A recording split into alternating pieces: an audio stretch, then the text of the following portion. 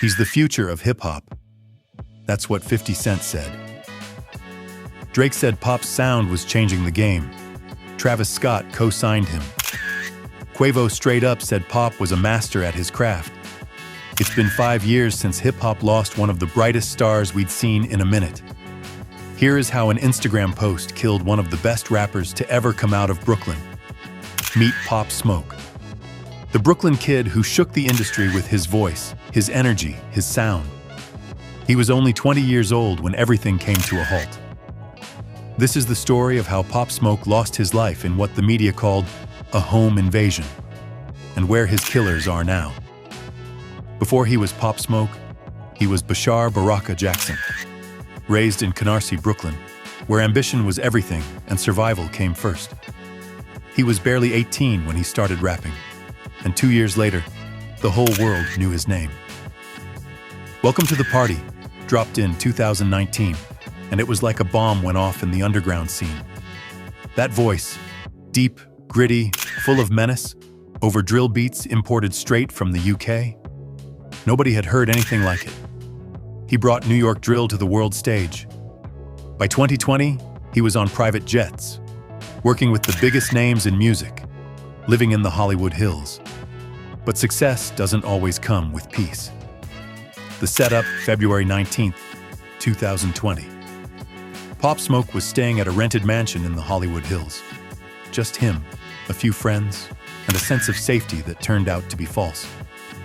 That morning, he posted a few flicks on Instagram, showing off bags, shoes, luxury items. One of the photos accidentally showed his address. That one post was all it took. A group of teenagers from LA, real young, youngest of them just 15, saw that post and made a plan. They were going to rob him. What they didn't plan for was Pop Smoke fighting back. The attack sometime after 4 a.m., the 4 suspects broke in through the back of the house. They slipped past the camera near the back door. Inside, Pop was in the shower. By the time he realized what was happening, it was already too late. They surrounded him, demanded his jewelry. But Pop wasn't going out like that. He fought.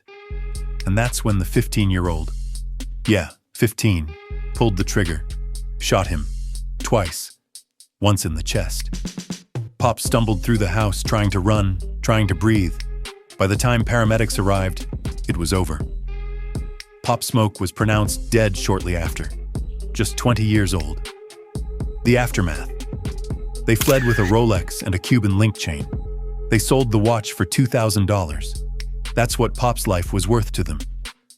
For a while, the killers vanished into the city, but they didn't keep quiet. One of them bragged in a jailhouse phone call. Another posted about it online. Eventually, the law caught up. The youngest, 15 at the time, was sentenced to 4 years in a juvenile facility.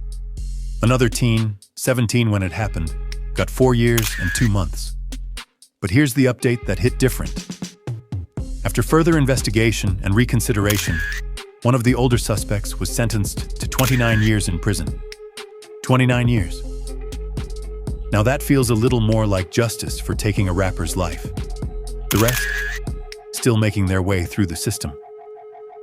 The Legacy Pop's debut album Shoot for the Stars, Aim for the Moon dropped after his death, with 50 Cent overseeing the project. It blew up. Platinum, charts, award buzz. Drill artists across the globe carry his influence. But none of them are him. Pop Smoke was special. He wasn't just another rapper. He was a wave, a movement. And someone took that away for $2,000 worth of jewelry. Now here's a question. If Pop Smoke was still alive, do you think he would have been as big as Drake? Maybe even bigger. He had the voice, the presence, the sound. He had the world watching. And just like that, it was gone. Pop Smoke. Gone at 20. Still the voice of the party. Forever woo.